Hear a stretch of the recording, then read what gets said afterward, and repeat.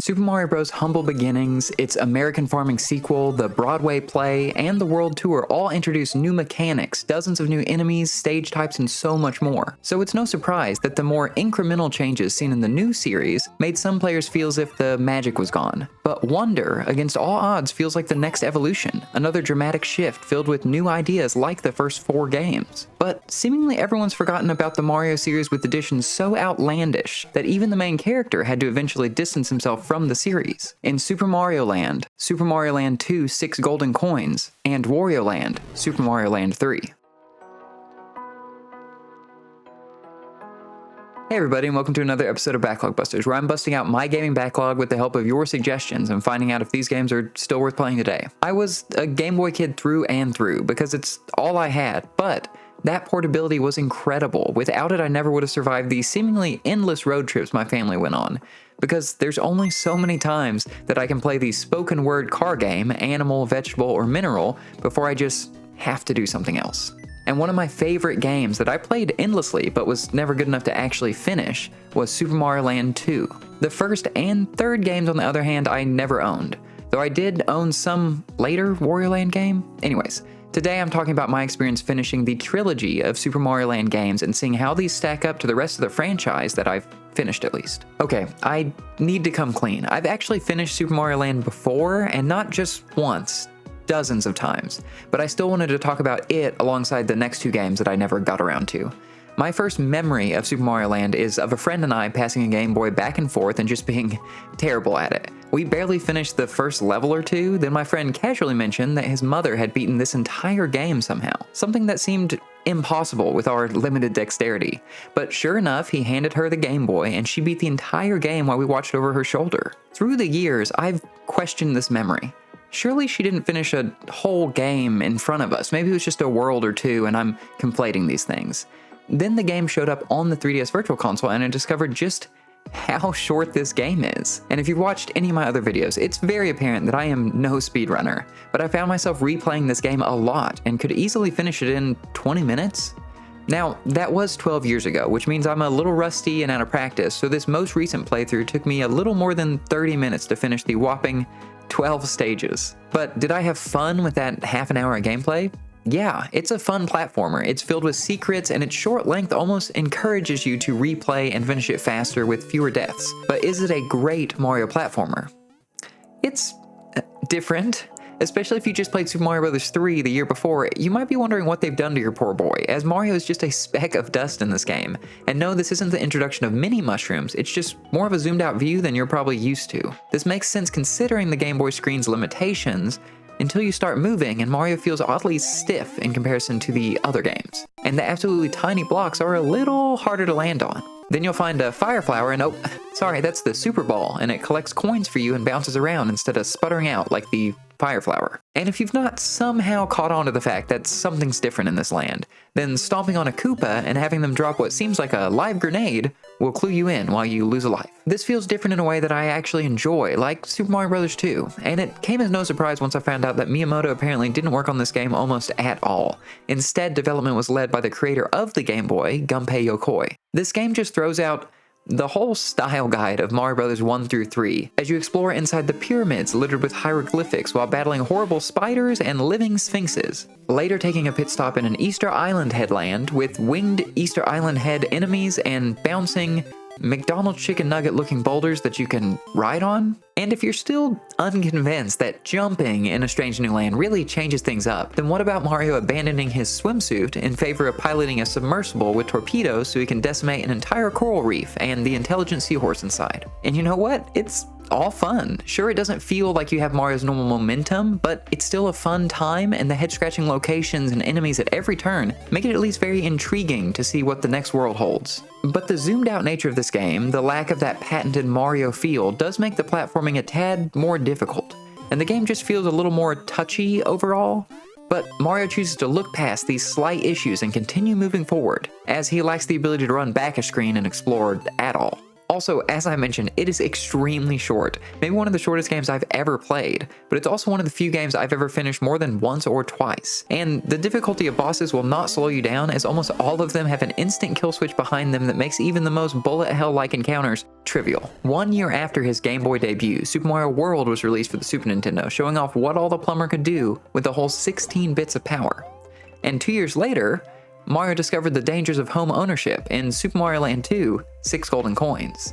And wouldn't you know it, Gunpei Yokoi is back at the reins again, so of course, things are gonna get weird.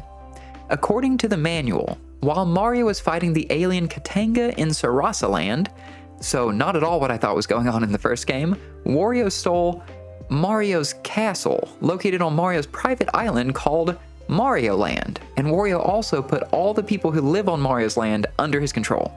So I guess that's what Mario's been doing all these years with the coins. Then the story description ends with an even more confusing statement. Wario has been jealous of my popularity ever since we were boys, and has tried to steal my castle many times. Did anyone at Nintendo read this? Possibly the largest lore dump since the creation of Mario?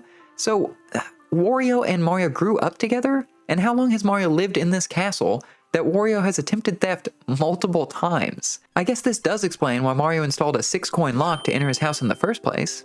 I could spend this whole video unpacking just that paragraph, but let's leave that to the eventual Mario timeline diagram in the I'm sure soon to be released Mario Historia books and talk about gameplay. I think this game can best be described by Mario's famous quote, "It's a me, Mario." Because this game plays like a Mario game. The momentum, the jump, even Super Mario World's spin jump is here. The sights are more recognizable as Goombas are made up of more than an 8x8 sprite, and even though you'll put a feather in your cap when picking up a fire flower, it works like a fire flower, and it feels great to play. Now, there is only one power-up in the game, but it's one of my all-time favorites as I finally found someone else whose favorite snack is also raw crunchy carrots. And besides the glowing orange skin tone and 20/20 vision Mario gains with each new bite, he also receives bunny ears that let him flutter around, slowing his descent across large distances, which, yes, technically is something shared by Mario 3's Super Leaf, but 2 wing-like rabbit ears just seem more conducive to flight than a single tail, and also, I prefer carrots to lettuce.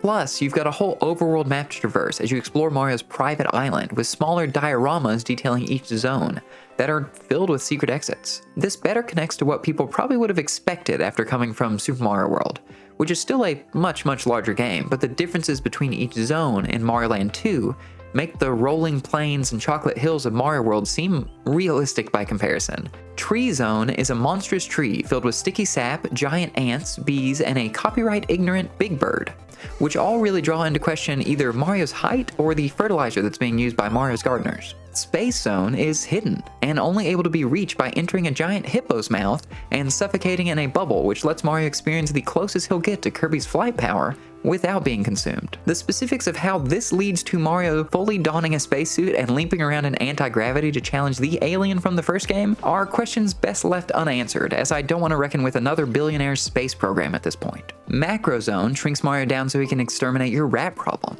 Pumpkin Zone reveals that shy boos are the least of the horrors in this world as Mario fights literal witches, severed Jason heads with knives stuck in them, and Dracula. Mario Zone calls into question both Mario's vanity and the labor laws on this island, and Turtle Zone is the second animal Mario's entered so far in this game, and oh, yep, there he goes into a whale. Also revealing this island is in need of a lighthouse to prevent shipwrecks filled with the reanimated corpses of the crew from happening a second time.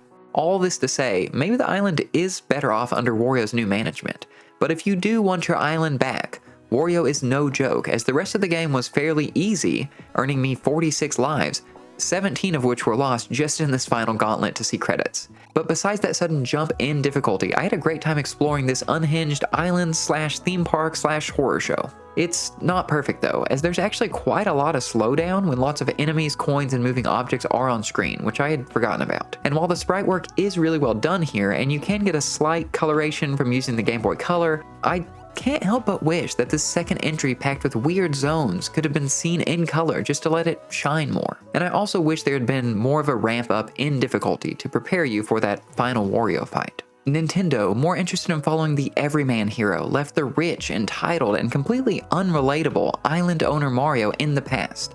choosing instead to follow the scrappy young Wario who's just on a mission to find a house to live in. And of course, as anyone would agree, a large castle-like house would be preferred. And blackmail, requesting a small finder's fee from Mario if Wario just happens to stumble on, a golden statue of Princess Peach that recently went missing, is just the type of entrepreneurial spirit that anyone can get behind. But achieving this is quite the journey and highlights just how easy Mario's had it, as the first game's paltry 12 levels and the second game's bite-sized 25-level adventure all pale in comparison to Wario's 40-level odyssey in this third and final Wario Land game. Wario's intel leads him to the Kitchen Island, where Peach's statue was supposedly buried by the pirates who stole it years ago. But this island is still filled with those very same pirates, so it's no easy task to find it. Luckily, Wario seems to have been on the same team as Chargin' Chuck from Mario World, because Wario's got the same shoulder rush, body slam attack, and I cannot wait for the eventual live-action CW Smallville-style origin story of his high school football career. And for those more used to Mario's delicate frame, Wario's enemies have had to start carrying sharp objects to damage him, as bumping into Wario is enough to incapacitate anyone silly enough to attack while unarmed. Especially with Wario's incredible upper body strength that lets him casually pick up and toss enemies into spike pits or other enemies. All this in addition to powerful hats, which provide Wario with the ability to breathe fire, break through brick walls, and just become a jet-powered plane. All of these come together to form a game that plays really well.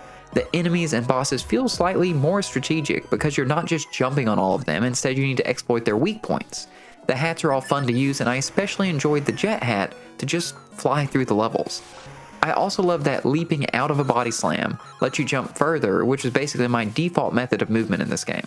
From playing some of the later Wario Land games though, they came off more as puzzle platformers than traditional Mario platformers, and you can see hints of that here, with you navigating through some pretty complex levels to find and use skeleton keys to retrieve the treasure within. There are also some interesting world themes, like the pirate ship that gives me Donkey Kong Country 2 flashbacks, the shipping yard in the jungle, and the creepy bone castle that introduces more interesting scenery and level design along the way. But overall, I found that the levels in this third game blended together a little more than the first two, and were just a little more traditional and a little more bland in comparison. Also, this being the first entry in the Wario Land series, it does introduce several things that could and should be improved on in the future. First, there are abilities I didn't learn about till reading the story setup in the manual, like holding up on the D-pad while jumping it gives you a surprisingly large boost in jump height. My first thought was, wow, wish I'd known that.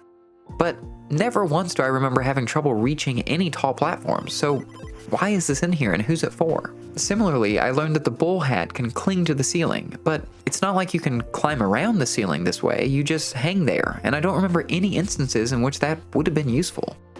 Wario's the big burly version of Mario, so I do understand that he moves slower than Mario. But there's no sprint button in this game, and you cannot hold the body slam ability to continuously move faster. The jet hat does give you a little speed boost, but this game really has a slow pace to the movement that I did not love. And I found myself just doing the slam and jump combo constantly to try to move just a little faster through these levels. Some levels do have twisting layouts, locked doors, and other obstacles that feel more puzzle-like, which make the slower pace make sense. But others feel like standard Mario platforming stages, which made the slow movement even more apparent. Honestly, I feel like a third or maybe half of these levels should have been cut in favor of more levels that make use of Wario's abilities. Because why give me these hats and almost complete invulnerability if you're throwing me into traditional Mario levels that barely use any of them, but also lack any platforming complexity or difficulty? Now, based on all of that, do I think any of these games deserve to be on your backlog? For Super Mario Land 1, I think it's fascinating. So many things here were never seen again, and it's still very fun to play. But if I look across the highs of the Super Mario series as a whole, this is certainly lower on my list because it doesn't control quite like the Mario I'm used to. So while I don't think you should take it off your backlog, it probably doesn't need to be at the top unless you've got a spare 30 minutes because it is legitimately so short that it's not like you're putting off any groundbreaking genre-defining game for too long if you wanted to knock it off your backlog. Super Mario Land 2, on the other hand, I do think deserves to stand alongside the mainline Super Mario Bros. Games. And I think it should be on your backlog. It has the great feeling Mario platforming that anyone would expect, paired with these stunningly weird directions these early Game Boy games went in. It's not too long as to wear out its welcome, and much like Mario Land 1, features things never seen again in the Mario series, which is disappointing because there are cool ideas here I'd love to see again, and who knows, maybe they show up in Mario Wonder. Super Mario Land 3 Wario Land is the lowest out of the bunch for me. I just did not click with it. It felt torn between two worlds, more than half the time trying to be a Mario-style platformer, but without Mario's movement or interesting levels.